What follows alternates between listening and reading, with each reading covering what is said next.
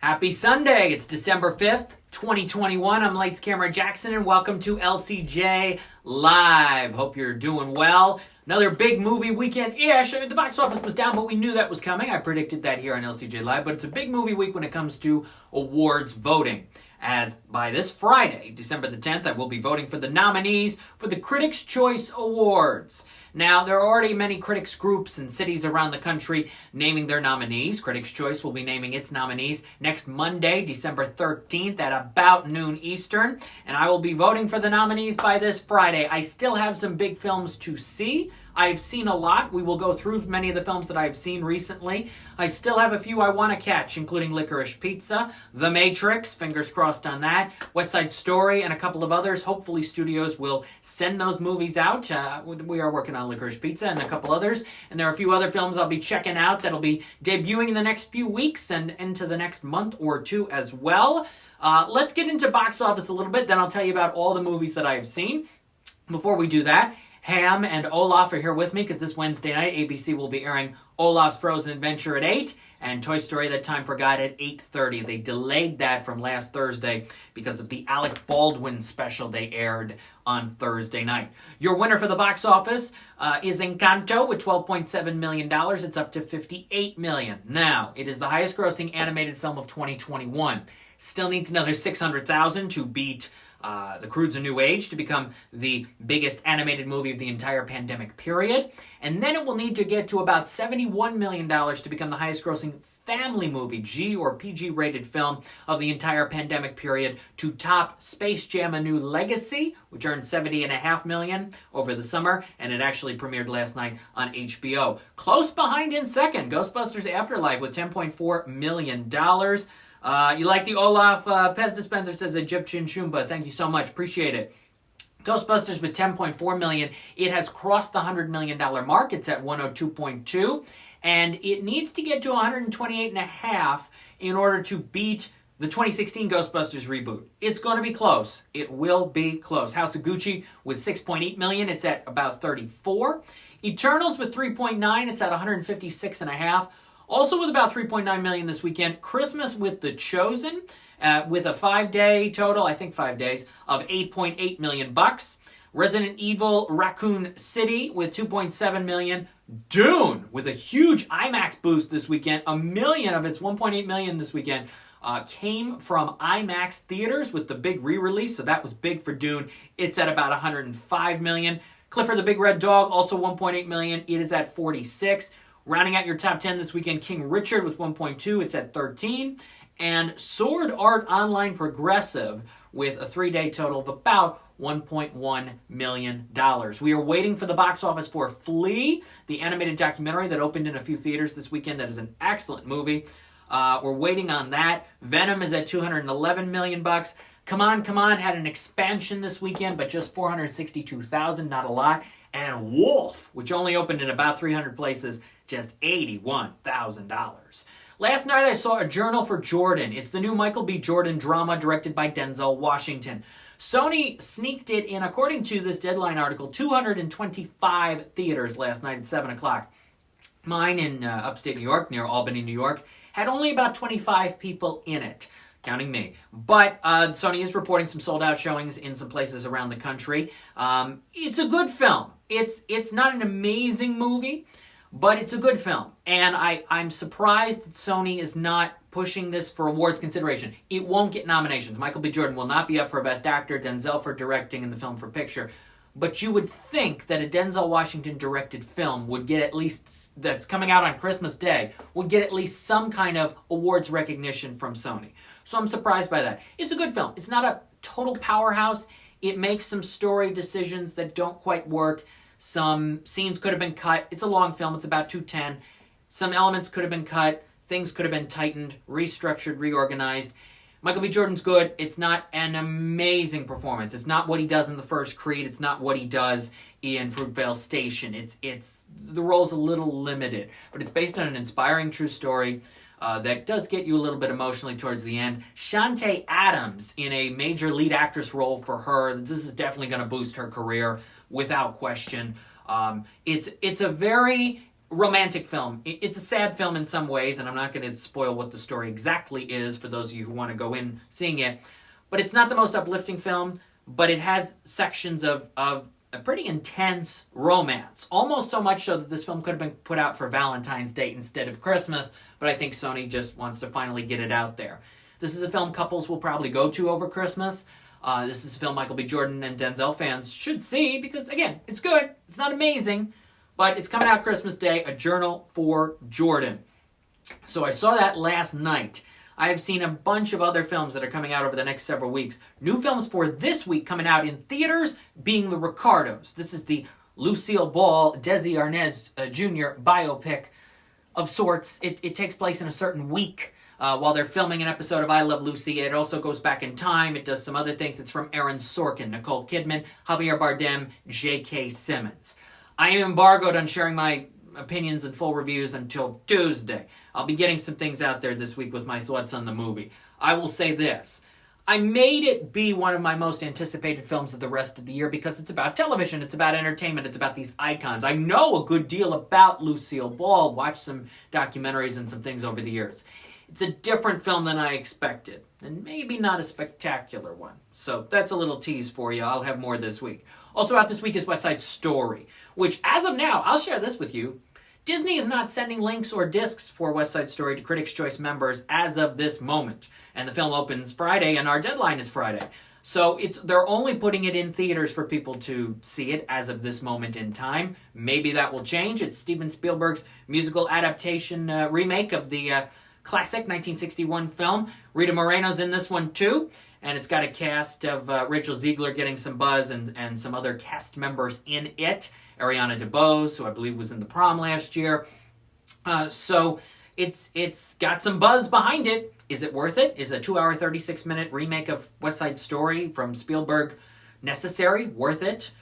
We'll have to see. And we'll have to see how many people go. Musicals have struggled this year at the box office. Look at what happened with In the Heights and Dear Evan Hansen. So I know ABC and Disney are going to make a huge deal. They got a primetime special tonight about this West Side Story at 7 o'clock. Huge deal out of this. But when we're back here next Sunday talking about the box office, I'm not going to be surprised if it bombs, if it does less than $10 million, because I don't know how many people are really interested in musicals right now, based on what we've seen. Also in select theaters this weekend is Red Rocket, which I have seen. This is from Sean Baker, who did The Florida Project, and it stars Simon Rex as a former adult film star who goes back to his hometown and tries to see what's going on in the town and maybe make some new friends, maybe make a young girlfriend. It tries to be really funny and really cute and really clever, and it's none of those things. It did not blow me away. I wanted to really like it. I wanted to feel like, okay, this is a different movie. This is a cool movie. This is edgy. This is effective. But all these little vignettes, these episodic vignettes within Red Rocket just don't work. But that's out in select theaters Friday. Also in theaters this week is National Champions, a new sports drama. I've seen this. J.K. Simmons is in this too. Also Uzo Aduba. I mentioned this on the radio with JT the Brick the other day. Uzo Aduba, if people see this movie, she should be in the Best Supporting Actress conversation. That's all I really am allowed to say at this point. I'm embargoed till Wednesday to share my thoughts on National Champions. Skelly Ethan, did you like Florida Project? I liked Willem Dafoe in it. Roland Prince, a good breakthrough performance from her. Had a lot of problems with that movie. It was very episodic too and kind of went nowhere. Florida Project. But National Champions is out this week. That's in theaters. We'll see how much money it makes. I haven't seen promotion for it at all. And with the cast that it has and the story about the National Championship of College Football and the intrigue there, STX is not really promoting this well. In select theaters, Don't Look Up, which is the huge ensemble cast from Netflix. It's DiCaprio, Jennifer Lawrence, Meryl Streep, Cate Blanchett, Tyler Perry. I have seen Don't Look Up. I want to save my thoughts on Don't Look Up for a bit, but I got to see this in a theater a few days ago. I'll say this. The score in Don't Look Up is as good as you might have heard it is. Nicholas Britell. The score is really good. Nomination worthy, may even win for Don't Look Up. On Netflix this Friday is The Unforgivable, which is the new Sandra Bullock dramatic thriller. I have seen this. It is terrible. Oh my goodness, it's terrible. It tries, But when you get to the second half and just everything consistently falls apart, that results in a mess. So that's out this week. Also on Netflix, Back to the Outback, the new animated adventure comedy that I enjoyed. It's pretty good. It is. It's got a good cast. Isla Fisher, Jackie Weaver, Keith Urban's in it. Mainly Australian cast. I talked with the directors of the movie about a month and a half ago, and I got to see the whole thing, and it is pretty good.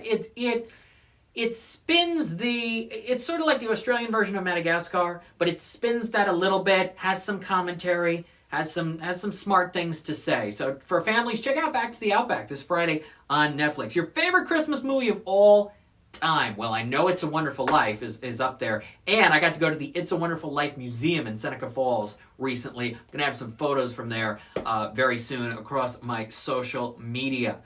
Available also this week, let's see, on Showtime on Saturday night is The Real Charlie Chaplin, this documentary about Charlie Chaplin that is very good.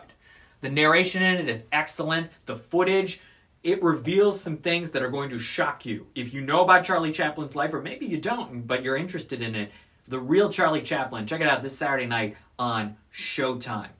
A new animated drama coming to VOD and digital, Mosley. I talked with the director and the writer and the star of it, Kirby Atkins. That's a new LCJ Q&A podcast episode tomorrow, as well as a new AnimationScoop.com Q&A. This guy's been in the animation world a long time, working on Jimmy Neutron, working on VeggieTales, Scoob. He's involved in Rumble, the new animated movie I'm going to see very soon from Paramount. And he made this passion project. He's had this project in his head for more than almost 25 years. And he finally got it made. It's coming out this week.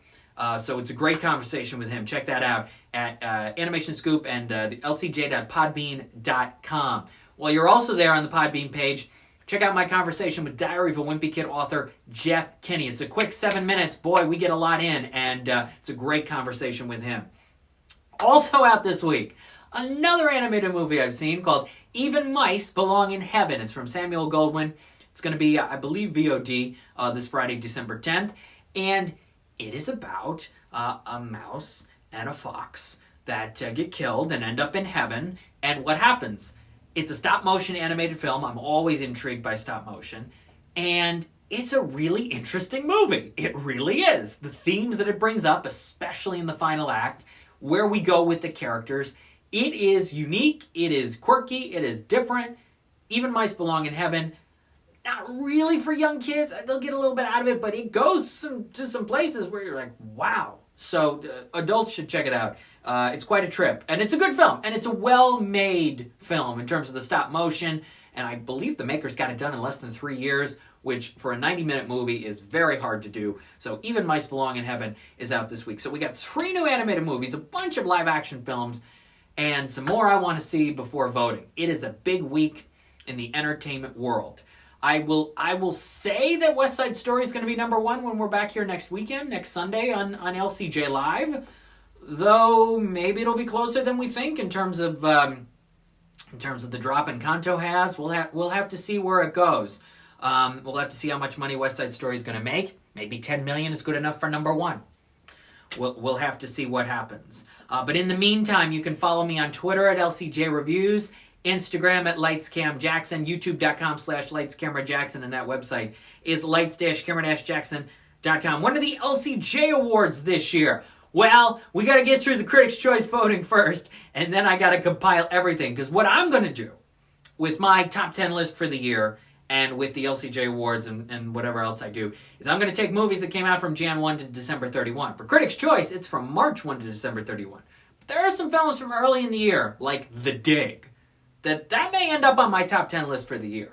Films that technically qualified for last year's award season because of the extension, but are actually legitimately 2021 films. There are a couple of those. They're probably going to get several LCJ Awards nominations, and 1 or 2 of them may end up on my 10 best list for the year. So that's going to happen with that. And thank you to everyone. If you did not hear the news, I am retiring my 12 Days of Movies of Christmas after 12 years. It was a great run. We had an awesome run, and I want to thank everybody very much for their comments and their support of the decision and their support of the 12 days over the last 12 years. It was awesome to be able to do that for all of you. I know you may be sad. Some people at Shellfish Beach just writing so sad. I know it was a tough decision, but it's the right decision after 12 years of doing it. Time to, as I wrote, time to make some new holiday traditions. So we'll see where that goes. But I appreciate it very much. Hope you have a safe, healthy, happy week. It is December the 5th. And wow, we're almost to the new year already. Can you believe that? We're just a few weeks away from 2022. Stay safe, stay healthy, stay positive. Support your theaters if you can. Abide by their guidelines and their rules. And I will see you back here next Sunday at 12 p.m. Eastern for another episode of LCJ Live. Thank you so much for watching. Bye-bye.